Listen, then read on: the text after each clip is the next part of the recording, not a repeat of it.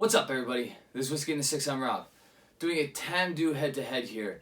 I have the Tamdhu batch strength, batch number 2 here, as well as an Alberta exclusive, which is a just over 14-year-old single cask, 55.1%. This was a gift to me from my buddy Jasper. Thank you very much, Jasper.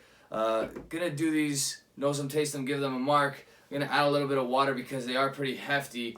The batch strength is 58.5. I'm going to guess that this is probably around 8 years old. And the single cask, like I said, is 55.1%. And this is just over 14 years old. Alright? I believe that's going for around 220 Canadian dollars, maybe upwards of 240 Canadian dollars. These are still in and around 120 in Ontario, about 100 across the board in Canada, if you can find it still. I think the batch 3 is out now, so you can check that out. But I'm going to nose both of these, taste them, and give them a mark. I'm going to start with the batch strength. I really want to try an older Tamdhu because the sherry notes that I get out of the younger ones are crazy. Beautiful sherry here. Some cherry notes. Definitely some raisins. Maybe some dried cranberries as well. Obviously, I've had this bottle for quite some time. I split this bottle with a buddy of mine. Shout out to Rexdale, a buddy that lives in Rexdale, Sean. So we split this. Really, really nice stuff here. On the palate.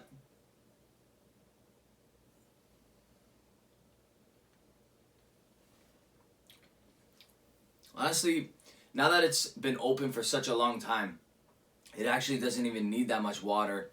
It's not overly hot. It's got a lot of chocolate going on, some nice berry notes. Probably some raisins as well. On the tail end, you get like a coffee bean kind of note. That's that cask influence. You can tell it's a really nice sherry cask or a bunch of really nice sherry casks used in this one. One more time.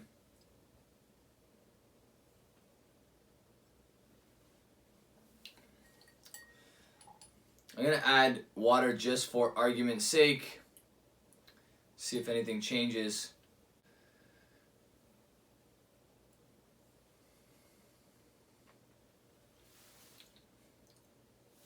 Really, really sweet. Definitely adds to the sweetness with some water. This one's loved by many, and there's a good reason why. It's definitely a sherry bomb. There's all kinds of berry notes going on here, lots of chocolate.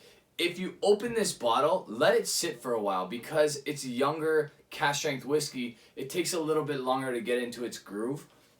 So maybe take the neck pour and then let it sit for a good few months. This has been open for, I don't even know how long, almost a year probably, and it's still very lively, alright? And you're not losing anything. You don't need to gas this one. Definitely don't gas this one. Yeah. Honestly, drastic difference from when I opened this bottle. I would say that I probably would have gave it an 85, 86 earlier on. I think with time, this just gets better and better. It's probably in its money zone right now. So, nearly 14 and a half years. Obviously the color is beautiful. It's a single first fill sherry cask. So more coffee heavy on this one.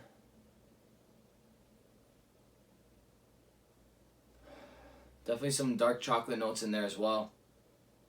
Less fruity than the batch strength,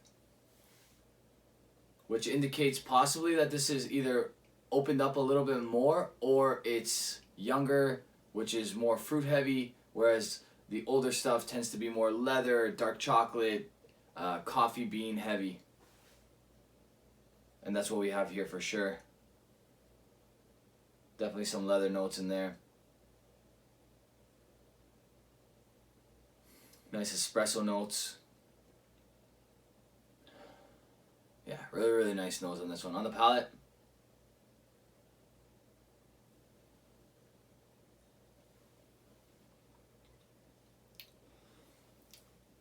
Mouth coating So much more chocolate. Definitely way more espresso as well.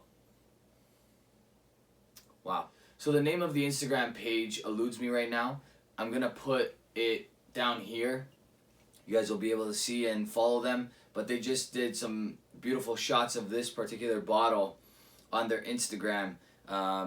They do incredible shots. They do all sorts of shots of Alberta. If you love whiskey and you love nature, you're going to love their Instagram page because it's really, really cool. So check them out.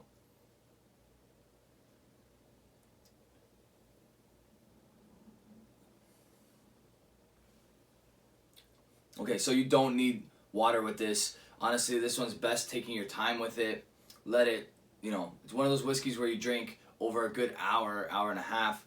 But for the sake of the review, I'm going to add some.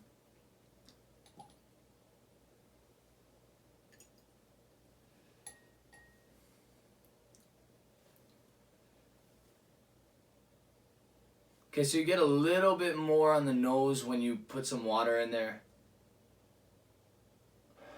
Probably a little bit more chocolate.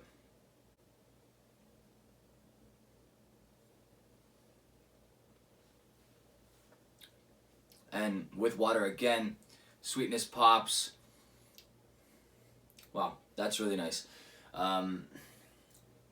Is it drastically better than the batch strength? Probably not. It's double the price. The nose is better for sure. Yeah, this is way more chocolate dessert-like heavy. This one is more on the fruit side, on the oak side.